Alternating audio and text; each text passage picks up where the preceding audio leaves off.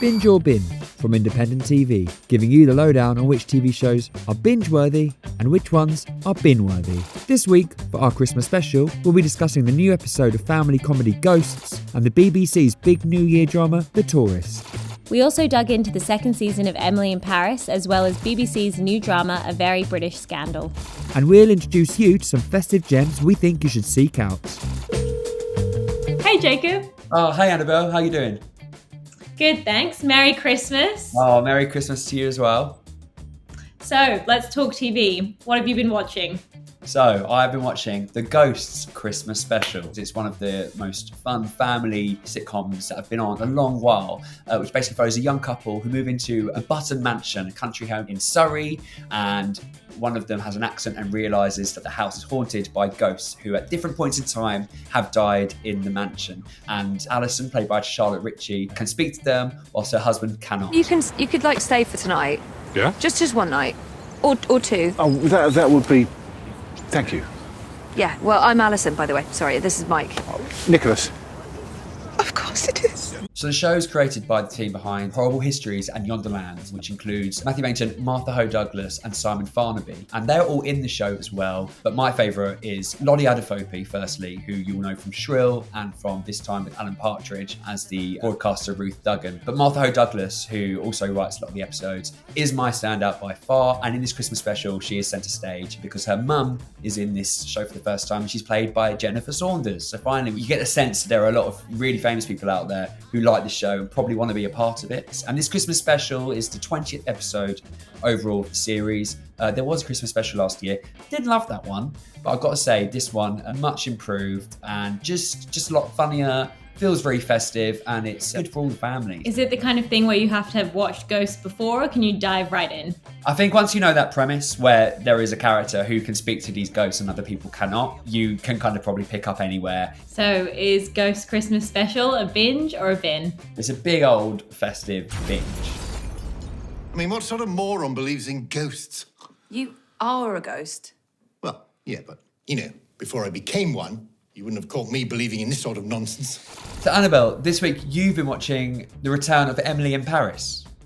Yes, I have reluctantly been watching the second season of Emily in Paris. So the vague premise is Lily Collins is Emily Cooper, a marketing executive from Chicago who moves to Paris, and the series follows a culture clash and she's finding her feet. It's very much like a romantic comedy through and through. It's fun and colourful, and all of these very attractive men kind of fall at her feet in these impossible scenarios, and the show goes on that premise again and again, and season 2 is no different. Emily in Paris became one of the most talked about shows last year when it was released in October, for the simple fact that it was admittedly awful, but everyone couldn't stop watching it. It turned into the most incredible night of sex that I've ever had in my entire life. Get it, girl? No. And then the controversy kind of came to a head when it was nominated for a Golden Globe, given that brilliant shows like Michaela Cole's I May Destroy You missed out on nominations completely. It was so ridiculous that one of the writers actually on Emily in Paris wrote an op-ed explaining why I May Destroy You deserved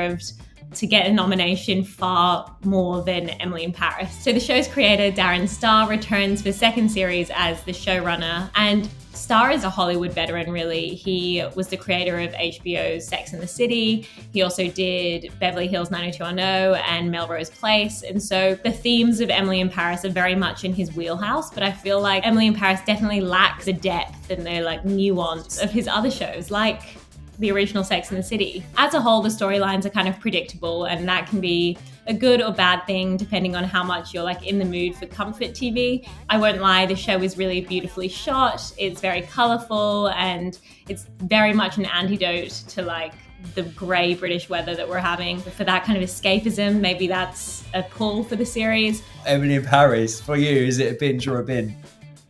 It's a big bin. It's definitely a bin. And ever since I moved to Paris, my life has just been chaotic and dramatic and complicated.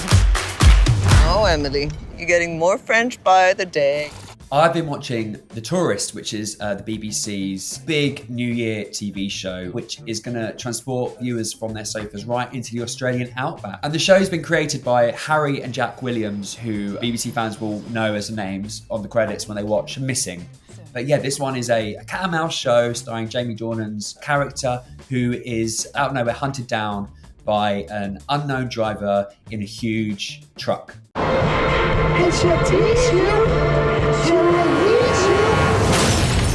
Why would somebody want me dead? Now, this plot sounds exactly like the plot of Steven Spielberg's 1971 TV film, Duel, an absolutely staggeringly great film, and actually Steven Spielberg's first ever feature-length film. It's really interesting to see the BBC putting money into a show like this. All the other shows that they're competing with on Netflix and Amazon and Disney Plus and whatnot, there's definitely been some chats behind the scenes in terms of pumping money into really ambitious TV shows. Cast-wise, obviously Dornan, he's a good actor. He's just got a likeable presence, and I think that comes across in this show. The other cast members really impressed me, actually. Danielle McDonald, who I really like from a film called Patty Cakes, when she played a young rapper, and she's also in Unbelievable, the Netflix show with Toni Collette, Merritt Weaver and Caitlin Dever. She had a small role in that, really impressed. Finally getting her time to shine, and in a BBC primetime drama, no less. And you've also got Shalon Broom Franklin, who was underused in the last season of Line of Duty, but I'm happy to report isn't underused here. She plays a waitress who gets caught up in the cat and mouse chase between this mysterious driver and Jamie Dornan's lead character. I think it's just really well timed to put it on in the new year. I think after the coziness of all the Christmas TV scheduling is done, people are going to be wanting something that's not for the kids and can actually tuck into something with a bit of grit to it. So, is The Tourist a binge or a bin? It's a binge. You're looking for an Irishman. Are you sure you want to know who you really are? It's 9 when the clock says 10. So I've been watching A Very British Scandal, which is the second season of BBC's anthology series that started with the 2018 very critically acclaimed A Very English Scandal. So this time round, it's the story of the Duke and Duchess of Argyll, whose brutal divorce made headlines in the 60s, and many of those headlines in the British press were deeply misogynistic and would drag the Duchess's name through the mud. She was kind of just slut-shamed through the whole thing. As the Duchess, Margaret Campbell, who was a very popular, very beautiful socialite. We have The Crown's Claire Foy, and she is amazing, as usual. And then as the Duke, we have WandaVision star Paul Bettany. All eyes on you, famous Mrs. Sweeney, Captain Ian Campbell. I know who you are. Be my Duchess. Yes. I really loved the series. I think Bettany and Foy do a really good job at portraying their roles. I think the Duke, that performance, he makes it really believable how he's so charming at the beginning and it quickly turns sinister. Claire Foy as well does a really good job at playing Margaret with dignity and putting on screen that pain that she went through when she was kind of having her private life pulled to shreds by this vicious press and her husband. So the series is just a 3-part season, which means that there's no extraneous material. It doesn't sag in parts. It's very tight, but it does feel comprehensive and it never feels rushed, which I think is a really big credit to this since it spanned many years. The first season was written by Doctor Who legend Russell T Davies. This time around, the reins are handed over to Sarah Phelps. So Phelps has previous credits on the BBC 2019 drama Dublin Murders, and she also did last year's adaptation of Agatha Christie's novel The Pale Horse. And in an interview, she actually spoke about how when she read about Margaret's story, she made A Very British Scandal as a tribute to her. And I feel like that aim really comes through. As an audience, we kind of bear witness to these double standards and the deep misogyny that kind of ran through that whole case and kind of the legacy that it still has today. So overall, would you say that it is a binge or a bin? It's a binge. He doesn't care about affairs. The only thing he cares about is destroying me. So normally at this stage on Binge or Bin, we like to give you our hidden gems, but seeing as it's Christmas, we're going to give you our festive gems. So these are the things that we think you should watch this Christmas that might be under the radar, you might not have heard of. My festive gem for you is Tokyo Godfathers, which is an anime film following 3 homeless people who on Christmas Eve, they find a newborn baby on the streets of Tokyo and they set out to reunite the baby with its parents.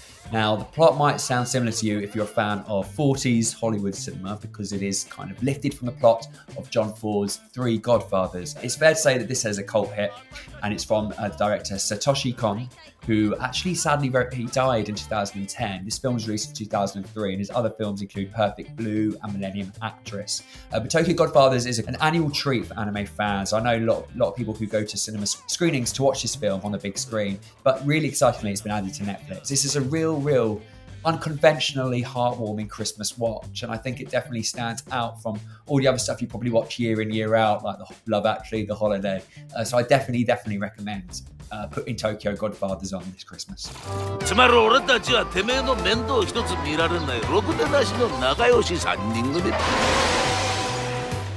My festive gem is Encanto, which arrives on Disney Plus on Christmas Eve, which is just perfect timing for a bit of festive family fun. While Encanto isn't like a quote-unquote Christmas movie, it definitely brings up those like heartwarming feelings that everyone like looks for in Disney. So the film tells the story of a magical family called the Madrigals who live in Colombia, and each of the family members are kind of blessed with a superpower like healing or super strength, and they use that superpower to help the town prosper. So every family member has one of these powers except for Mirabel, who's a teenage girl who's kind of lost in life and looking for a purpose. It's got a really sweet family story at the heart, and kind of following on from some of the more recent Disney films like Moana, for example. Encanto doesn't have a knight in shining armor or like a love interest. It's very much like a family-oriented story. And actually it was written by Jared Bush, who also wrote Zootopia and Moana. So if you're a fan of those ones, it's likely you'll be a fan of this one too. Encanto has a great soundtrack written by Tony Award winner and Emmy Award winner Lin-Manuel Miranda. It's also gorgeously animated, really colorful and vibrant, and the filmmakers actually consulted with Colombian documentarians to kind of get those details right. In terms of cast, you've got Stephanie Beatriz as Mirabel. People will probably best know her from Brooklyn Nine-Nine, where she plays Rosa Diaz. Other notable names include that 70s show star Wilmer Valderrama, who voices Mirabel's father, and also John Leguizamo, who is Mirabel's estranged uncle, Bruno. This one feels like really true to what it's setting out to be like a diverse film from the beginning, and it feels really genuine, and it's just a really great watch with good songs, and I think it's just that kind of perfect Christmas Eve movie to get everyone in a good mood. You're just as special as anyone else in this family. You just healed my hand with an arepa con queso. So we also want to name our favourite shows of the year. So mine is, drumroll, For All Mankind, which is the Apple TV Plus show set in a reimagined history in America. What happens if the Soviet Union beat America to the moon? It's one of the most under the radar shows at the moment. For All Mankind is better than any other show I've seen this year. And if you don't believe me, you will when you get to the thrilling, nail-bitingly tense final 2 episodes, which are up on a par with the finale of the latest season of Succession, which also was one of the best TV seasons of the year. This is not the end of the race. We must keep our eyes to the future. So my show of the year is definitely Mayor of Easttown. The mood of it was just right, and it got everyone together again on Twitter, kind of like talking about theories and things, and it felt very communal. And also, I mean, Kate Winslet, Evan Peters, Julianne Nicholson, it had a phenomenal cast, and Guy Pearce. Mayor of Easttown was my favorite show, but there are so many. It's been a good year for TV. Of all the houses my ex-husband has to move into, he has to buy the one right behind mine. Well, I heard he got a really good deal on it. Thanks so much for watching Binge or Bin. That's more than enough viewing material to keep you going all through Christmas. We're going to be taking a break now, but we'll be back again in February, so we'll see you then. Like or comment below, and subscribe for more from Independent TV.